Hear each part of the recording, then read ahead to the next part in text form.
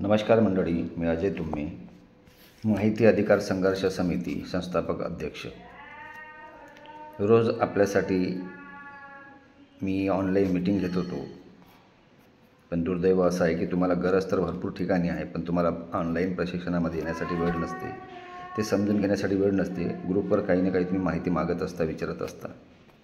प्रत्येकाकडे ते असेलच आणि लिहिण्यामध्ये तेवढा वेळ कोणी घालवेलच यामध्ये काही सांगता येत नाही. त्यामुळे तुम्हाला प्रत्येक उत्तर हे व्हॉट्सअपच्या माध्यमातून खरं देता येईल हे मला योग्यता वाटत नाही.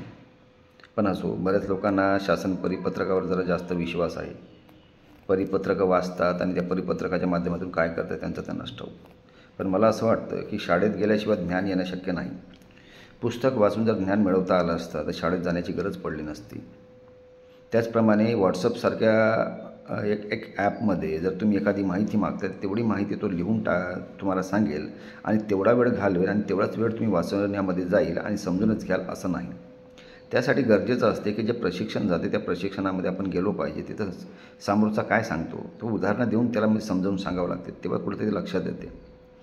पण दुर्दैव म्हणावं लागेल हे की तुम्हाला फुकटामध्ये भेटलेल्या प्रशिक्षणाचा महत्त्व कळलेलं नाही. पैसे देऊन तुम्ही न जाणे कोणाकोणाकडे जाता आणि पैसे देऊन ते प्रशिक्षण घेता, जेव्हा की तिथूनही पूर्ण तुम्हाला स्वीकारायला मिळत नाही. पण असू द्या, प्रत्येकाचा आपापला स्वभाव आहे, आपापला विचारधारा आहे. पण मला असं वाटतं की मला त्यापासून चांगलं काही सांगता येईल तर मी नक्कीच त्या प्रशिक्षणाच्या माध्यमातून सुद्धा मी बरेच लोकांना शिकवलेलं आहे. आज प्रत्यक्षात मी व्हिडिओच्या माध्यमातून आता तुमच्यासमोर बरेच गोष्टी आणून ठेवणार आहेत. तुम्ही वाचाल तेवढं कमीच असेल एवढे माझे व्हिडिओ असतील आणि प्रत्येक मुद्दा हा वेगवेगळा असेल. सोबतच माहिती कशी आणि कुठे मागावी, त्याचा विषय काय असावा, त्याचा कालावधी किती असावा आणि त्याचे मुद्दे कसे असावेत हे सुद्धा मी सांगू शकतो. याचे व्हिडिओ पण मी बनवणार आहे, पण त्याला खूप वेळ लागणार आहे. पहिल्यांदा आपण बाकीच्या गोष्टी समजून घेऊया. आतापर्यंत माझे 2 मुद्दे झालेत. म्हणजे कोर्टापर्यंत जे माहिती अधिकाराचे काही माहिती अधिकारामध्ये राज्य माहिती आयोगाने निर्णय जे चुकीचे दिलेत त्या अंतर्गत जी लोक कोर्टापर्यंत गेली त्यांचे न्यायनिवाडे आपण इथं बघत आहोत. तर याच्यामध्ये तिसरा मुद्दा आहे, याच्यामध्ये त्रयस्थ पक्षाचे अधिकार. यामध्ये गुजरात उच्च न्यायालय याचिका क्रमांक ACA 16/073/2007 व SCA 170/67/2007 दिनांक 16/8/2007 रिलायन्स उद्योग समूह याचिकाकर्ता विरुद्ध गुजरात राज्य माहिती आयोग व इतर. म्हणजे हे रिलायन्स समूहाबद्दलची माहिती आहे, उद्योगांबद्दलची माहिती आहे. सदर प्रकरणात त्रयस्थ पक्ष असणाऱ्या रिलायन्स उद्योगासंबंधी काही माहिती परस्पर अर्जदाराला दिल्यामुळे त्रयस्थ पक्षाच्या हक्काचे उल्लंघन झाले असा मुद्दा घेऊन रिलायन्स उद्योगाने माहिती आयुक्तांच्या निर्णयाविरुद्ध गुजरात उच्च न्यायालयात दाद मागितली.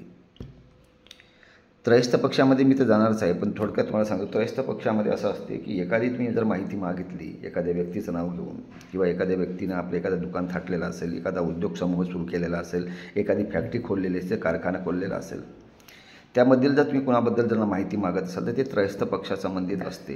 आणि त्रयस्थ पक्षाची जर माहिती असेल तर जनमाहिती अधिकाऱ्याने पहिल्यांदा एक पत्रव्यवहार करून त्रयस्थ पक्षाला हे विचारणं अपेक्षित आहे की तुमच्या संबंधित व्यक्तीने अशी माहिती मागितलेली, तर आपले याच्यावर काय म्हणणे आहे ते लवकरात लवकर कळवावे. जर त्यांनी काहीच कळवलं नाही 5 ते 10 दिवसाच्या आतमध्ये, तर जनमाहिती अधिकारी हे ते माहिती देण्यासाठी उपलब्ध असू शकतात. त्यांना नकार देण्याचं काही कारण नाही. आणि जर जनमाहिती अधिकाऱ्याला जर संबंधित त्रयस्थ पक्षाने असं कळवलेलं असेल की बाबा ही माझी वैयक्तिक माहिती आहे, हे आपण देऊ नये, तेव्हा जनमाहिती अधिकारी हे शोधेल की याच्यामध्ये वैयक्तिक म्हणजे सार्वजनिक काही हित आहे का. खरोखरच ही माहिती दिल्याने जनतेचा काही नुकसान होऊ शकतो किंवा फायदा होऊ शकतो का, याचा विचार करून ती माहिती द्यायची अथवा न द्यायची हा विचार जनमाहिती अधिकारी हा करू शकतो. याला म्हणतात त्रयस्थ पक्ष.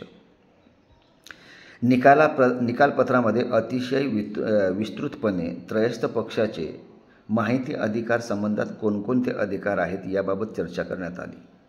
कोणत्याही त्रयस्थ व्यक्ती किंवा संबंधीची माहिती देताना निर्णय देण्यापूर्वी व निर्णय दिल्यानंतर त्रयस्थ पक्षाचे कोणते अधिकार राहतील हे या निकालपत्रात खालीलप्रमाणे स्पष्ट करण्यात आलेले आहे. ते पुढीलप्रमाणेच आहे. त्रयस्थ पक्षाचे निर्णय देण्यापूर्वी अधिकार. 1. माहिती अधिकाराच्या कलम 11 नुसार त्रयस्थ पक्षाशी संबंधित कोणतीही माहिती देण्यापूर्वी त्रयस्थ पक्षाला लेखी नोटीस दिली गेली पाहिजे. 2. अशा नोटिशीमध्ये जनमाहिती अधिकाऱ्याने त्रयस्थ पक्षाबद्दल अर्जदाराने कोणत्या स्वरूपाच्या माहितीची मागणी केलेली आहे हे स्पष्ट केले पाहिजे. 3.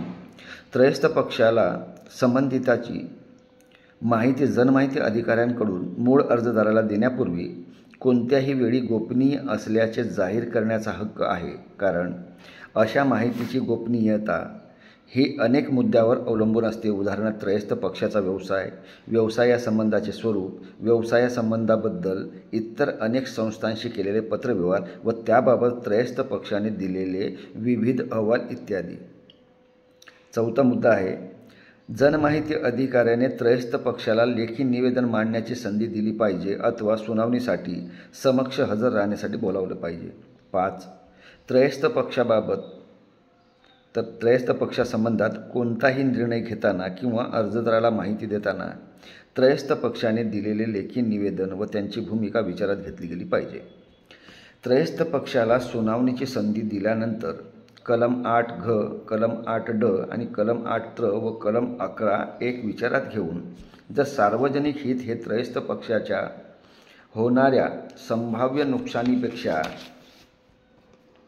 जास्त असेल तरच माहिती दिली गेली पाहिजे. 7वा अंतिम आहे, असा निर्णय गुंतागुंतीचा असल्यामुळे जनमाहिती अधिकाऱ्याने अतिशय काळजीपूर्वक व स्वयंस्पष्ट आदेश पारित केले पाहिजे. स्वयंस्पष्ट आदेश मिळवण्याचा त्रयस्थ पक्षाचा पूर्णपणे हक्क आहे व त्रयस्थ पक्षाचे म्हणणे विचारात घेऊन ही माहिती का दिली जात आहे या संदर्भात जनमाहिती अधिकारी यांच्या मनात काय आहे हे निकालपत्र वाचल्यावर समजले पाहिजे. याच्यामधला ब आहे, निर्णय दिल्यानंतरचे अधिकार.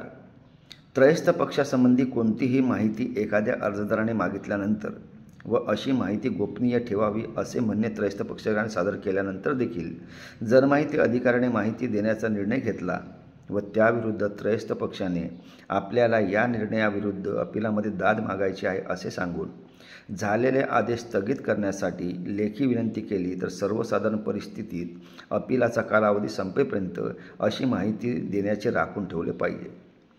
एखादी चुकीची व गोपनीय माहिती अर्जदाराला दिली गेल्यानंतर अपिलामध्ये त्रयस्थ पक्षकाराच्या बाजूने निर्णय झाला तरी अशी माहिती प्रत्यक्षात परत मागून घेणे अशक्यप्राय आहे, कारण माहिती ही हवेमध्ये पसरणाऱ्या एखाद्या वासाप्रमाणे आहे व ती एकाकडून दुसरीकडे जाऊ शकते व त्यामध्ये त्रयस्थ पक्षाचे नुकसान होऊ शकते. ही बाब विचारात घेता या संदर्भात अतिशय दक्षता घेतली पाहिजे. कोर्टाने असं म्हटलेलं आहे की त्रयस्थ पक्षाची जी माहिती आहे, एखाद्या जनमाहिती अधिकाऱ्याने ती माहिती देऊन टाकलेली असेल तर ती माहिती परत घेणे शक्यच नाही. एखाद्या वाऱ्याप्रमाणे जसं एकदा हवा आली तर झाड काही हालतात आणि ते हलून गेल्यानंतर ते परत हलत नाही किंवा हलतात, त्या गोष्टी वेगळ्या असतात. म्हणजे एकदा वाऱ्यासारख्या त्या पसरून जातात आणि ते कधीच परत येतील असं नसते. म्हणून जी माहिती तो देत आहे त्रयस्थ पक्षाची, ते देत असताना ह्या संपूर्ण गोष्टीचा त्यांनी सारासार विचार केला पाहिजे आणि विचार करूनच ती माहिती दिली पाहिजे. ती माहिती विचारात घेता या संदर्भात अतिशय दक्षता घेतली पाहिजे. हे जनमाहिती अधिकाऱ्याला यांनी सूचना दिलेली आहे की त्रयस्थ पक्षाची माहिती देताना तुम्ही या काळजी करायला पाहिजे. ही माहिती का देण्यात येऊ नये आणि का देण्यात यावी, याच्यामध्ये काय जनहित आहे आणि नाही, कोणकोणत्या प्रकारे ती माहिती काळजी घेण्यासारखी आहे. जसं इथे काय म्हटलेलं आहे, त्रयस्थ पक्षासंबंधी कोणतीही एखादी माहिती अर्जदाराने मागितल्यावर व अशी माहिती गोपनीय ठेवावी.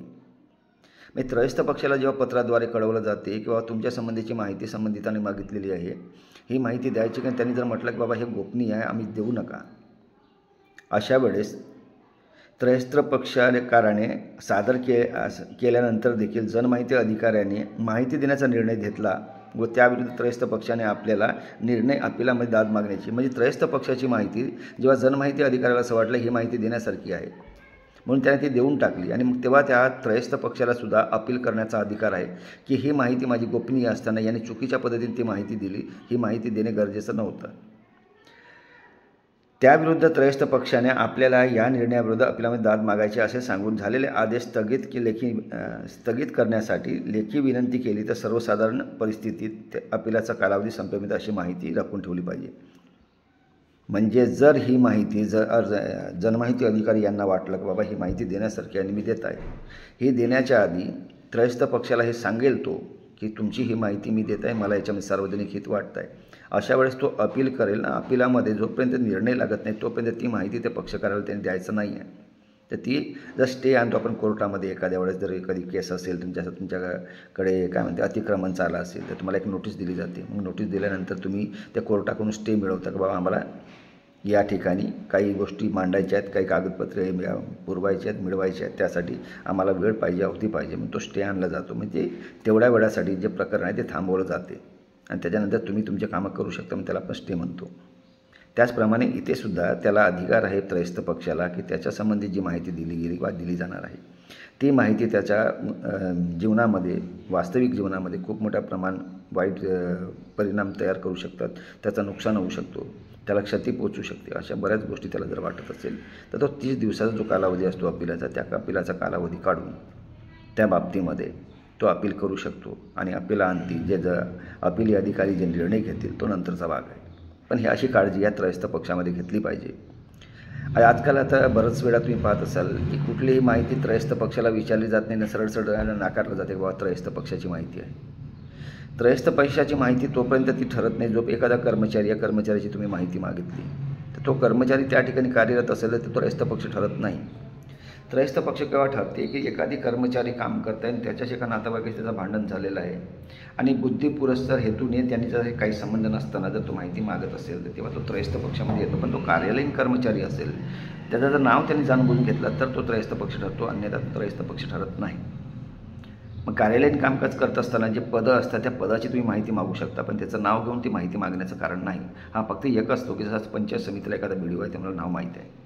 मग त्या काय सांगू शकता तुम्ही, त्या कालावधीमध्ये त्या BDOचा तुम्ही उल्लेख करू शकता. विद्यमान BDO यांचा कार्यकाळ किंवा एखाद्या व्यक्ती जसं आता त्यांचा कार्यकाळ निघून गेलेला आहे, तिथून बदली होऊन दुसरीकडे गेलेले आहेत, अशा वेळेस तुम्ही त्यांचं नाव घेऊन यांच्या कार्यकाळात, म्हणजे तुम्हाला हे माहीत नसते की नेमका ते केव्हा रुजू झालेले आहेत, केव्हा होते, पण तुम्हाला मग त्यांचं नाव घेता येईल यांचा कार्यकाळ. म्हणजे अगर तुम्हाला जर माहीत असेल बाबा या ठिकाणी BDO एवढे दिवस राहून गेले, त्यांचं हे नाव होतं आणि त्याच काळातली तुम्हाला जर माहिती पाहिजे असेल तेव्हा तुम्ही त्यांचं नाव घेऊ शकता, पण ते कालावधीमध्ये. आलं का लक्षात? आणि बाकी जर माहिती मागायची झाली तर तुम्ही त्या BDO ज्याचा तुम्ही कार्यकाळ घेतला त्याचं नाव नाही घ्यायचं तुम्हाला, तर त्याच्या कालावधीत तुमचं काय म्हणणं आहे की BDO यांनी यांच्या अंतर्गत केलेल्या कामांची माहिती मिळण्याबाबत असं तुम्ही माहिती मागू शकता. पण नाही, जसं अमोल भोसले हे BDO होते आमच्याकडे, मी असं नाही मागू शकत अमोल भोसले यांनी यांच्या कार्यकाळात केलेल्या कामांचा तपशील मिळण्याबाबत, हे असं येऊ शकतं. पण तुम्हाला BDO हा शब्द वापरू शकता. पण त्याच्या व्यतिरिक्त मी त्यांच्या पत्नी जर पुढे जर दुसऱ्या ठिकाणी असतील, मी त्यांची जर माहिती मागितली किंवा एखादी व्यक्ती जे कार्यरत नाही आहे आणि कार्यरत नसताना मी जर त्यांची माहिती मागतात, हे त्रयस्थ पक्षामध्ये मोडते. आणि त्या त्रयस्थ पक्षाकडून ती माहिती त्यांनी संबंधित जर माहिती अधिकाऱ्यांनी पहिल्यांदा त्यांना विचारलं केलं पाहिजे की तुमच्या संबंधीची माहिती आहे, ती माहिती संबंधित मागत आहे, तुमचं काय म्हणणं आहे त्याच्यावर लवकरात लवकर लेखी उत्तर द्यावे. तर अशा पद्धतीने जेव्हा त्रयस्थ पक्ष याच्यामध्ये येतो, त्रयस्थ पक्षाच्या ह्या काही बारकावे आहेत ते पाहणं गरजेचं आहे, असं कोर्टाने याच्यामध्ये म्हटलेलं आहे. आता पुढं आदेश काय केला याच्याबद्दल काही तेवढं नाही आहे. पण त्रयस्थ पक्षाबद्दलची माहिती कदाचित तुमच्या लक्षात आली असेल, नाही जरी आली असेल तर तुम्ही मला प्रत्यक्षात कॉल करून चांगल्या पद्धतीने विचारू शकता. माझा नंबर आहे 97 64 48 66 39 95 18 322 716. कधीही कुठलीही अडचण आली माहिती अधिकारामध्ये तर नक्कीच तुम्ही मला कॉल करा. मी तुमच्या सेवेसाठी उपलब्ध आहे. धन्यवाद.